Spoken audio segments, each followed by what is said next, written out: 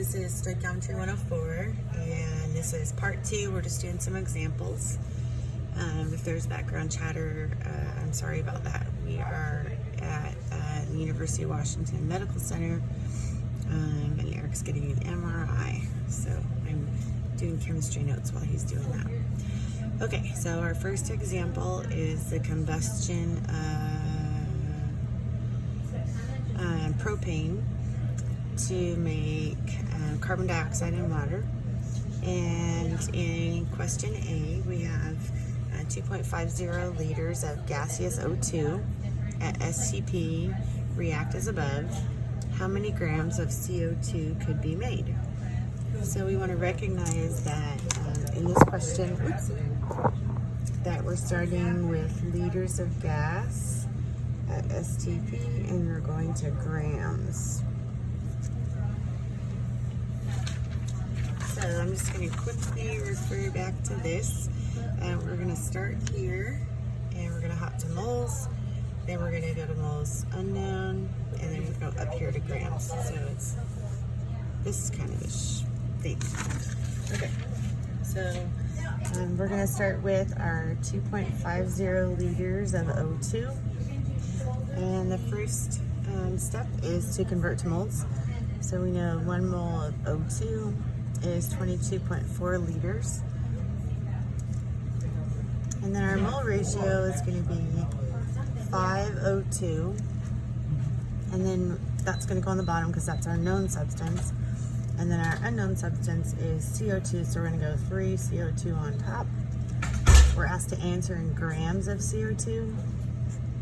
So we're going to do 1 mole of CO2. And then the molar mass of CO2, which is 44.009. Okay, so it's just a plug and chug from there. 2.50 times 3 times 44.009. Divided by 5, divided by 22.4. So we get 2.95 grams of CO2. And this is what's expected. So it's also known as the theoretical yield. And then the second question, or question B, says if 2.37 grams of CO2 are actually made, what is the percent yield? So we want to remember that percent yield is equal to the actual amount over the expected amount times 100. So our actual amount is going to come from the question 2.37 over the expected amount, which is 2.95, and times 100. So it's the piece over the whole times 100, just like any percent question. And we get 80.3%. Cool. Okay. Second example question is a limiting reactant, excess reactant question. And I switched up a little bit here. Instead of giving 2 amounts in grams, I gave 1 in grams and then 1 in liters of gas at STP. Still limiting reactant, so you still have to do a have-need calculation. Okay, so we are asked 15 grams of aluminum react with 10 liters of O2 at STP. In this reaction, which is the limiting reactant, which is the excess reactant. So the first thing we're going to do is figure out what we have. And then we're going to calculate over here to what we need. And we're going to go 15 grams of aluminum and 10 liters of O2 at STP. We're going to convert to moles, so this is 26.982, 1 mole. This is 22.4 liters, is 1 mole.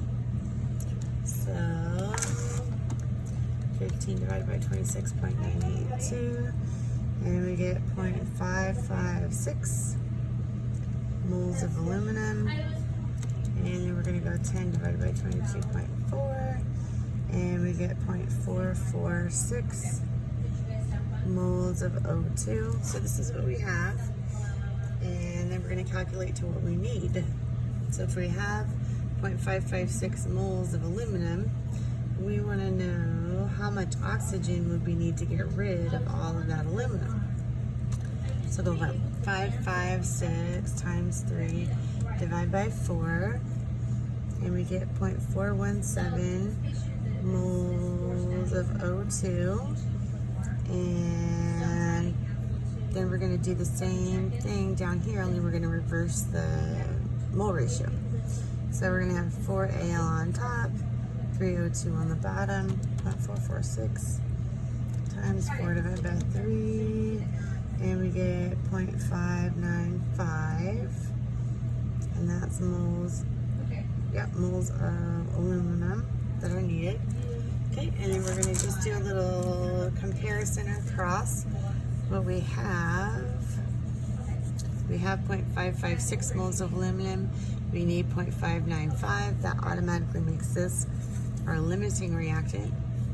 And then we'll back that information up.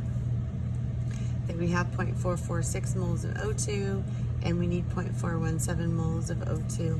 That makes this the excess reactant because we have more than we need. And in question B, we are asked how many grams of Al2O3 could be made.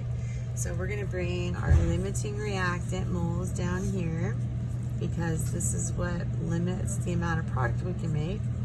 So we have 0.556 moles of aluminum, and on the bottom it's going to go our aluminum, and then we're asked about the Al2O3, so we're going to use 2 Al2O3 on top, and we're asked for grams, so we're going to finish with the molar mass of Al2O3. So we'll go 0.556 times 2 divided by 4 times 101.961, and we get 28.3 grams of Al2O3 could be made.